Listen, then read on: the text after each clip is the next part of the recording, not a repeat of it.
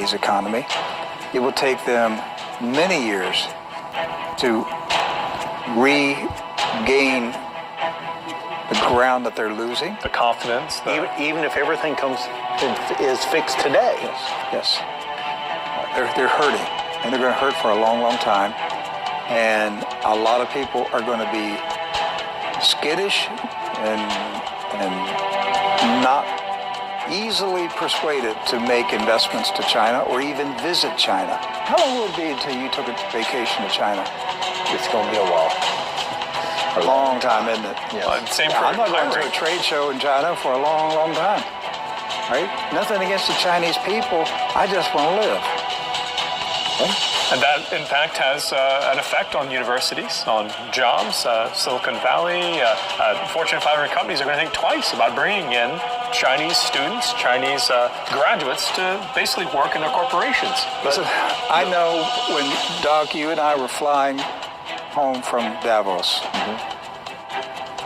I heard in my spirit, I clearly heard the Holy Spirit tell me, you're not going to Barcelona.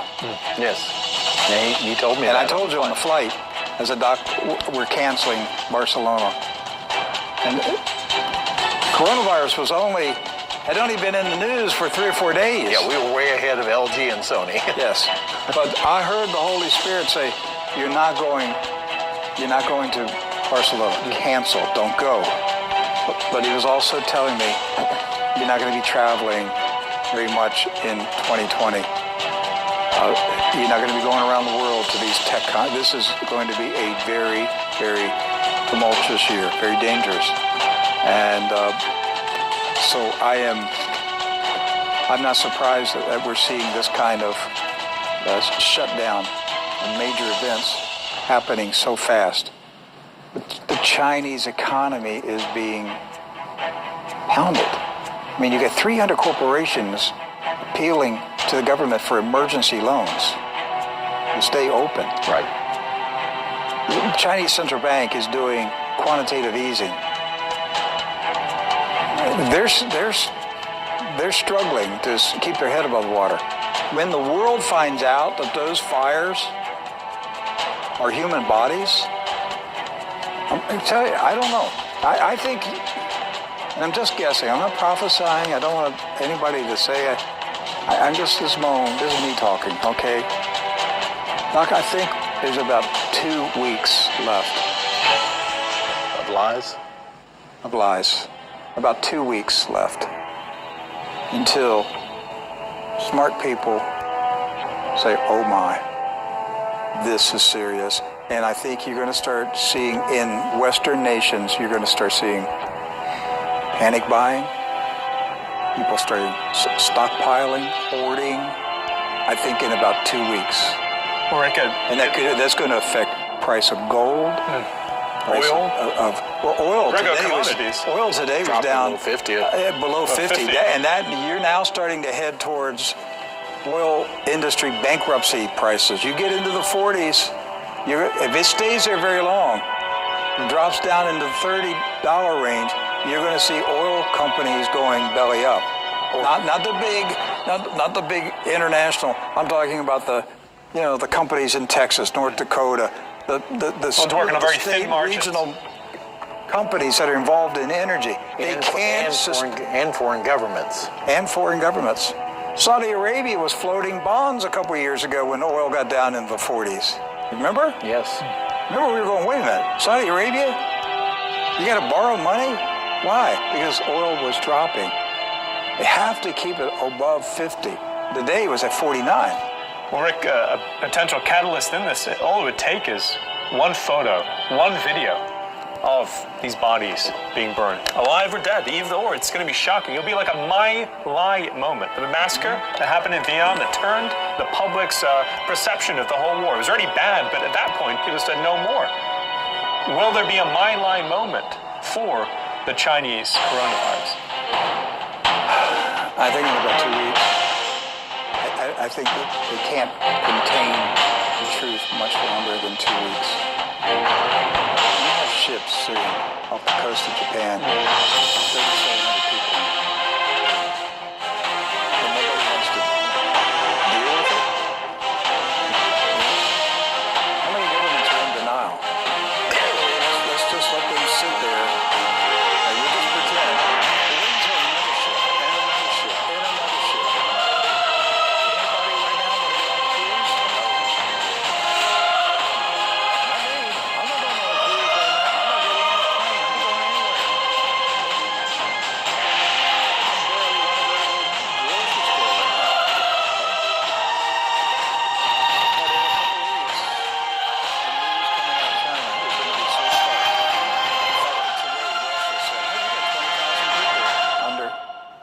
monitored.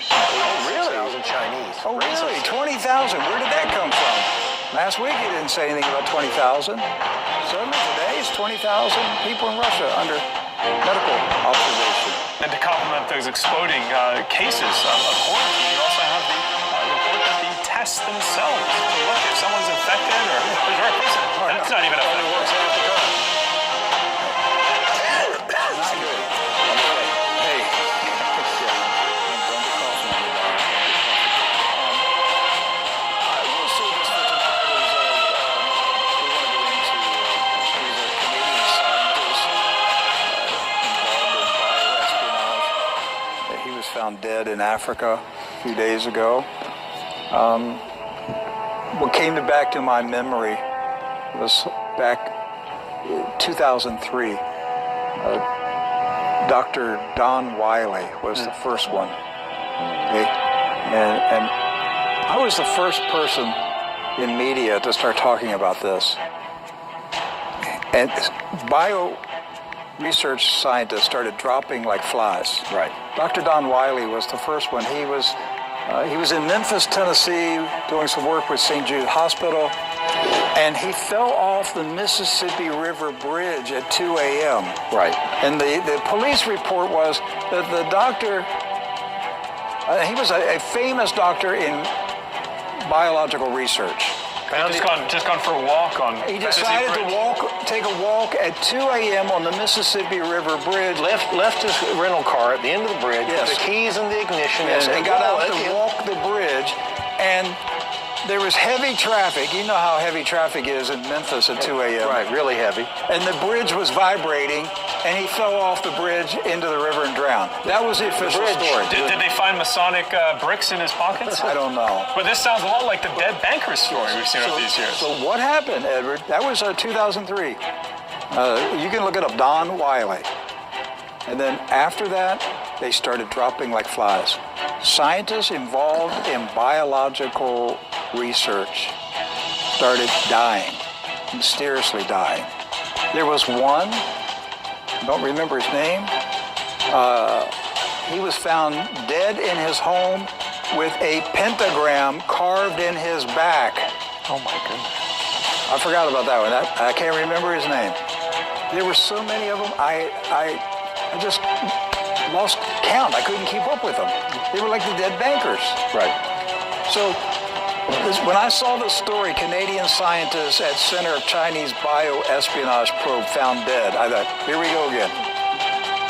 Edward, your assignment for me, keep a running tab Tally.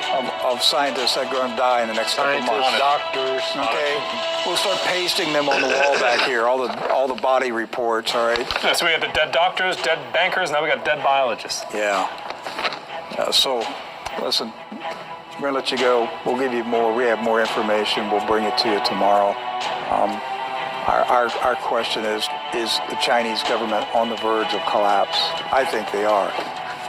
I don't think that they can withstand a year of coronavirus without collapsing. All the colors out of the color revolution. Their natural inclination will be to crack down, to use the iron fist. Tiananmen squares. Yes, the people will eventually respond. At some point when, draconian police state oppression only works for a limited amount of time. And that's what the tech gods here in America, they don't get this. All right, they think that they can rule the minds of the American people. No, it's only going to last for a limited period of time, and then the people get fed up with it and they push back. Right. That's what I believe will happen in China. I don't believe the Chinese government can maintain control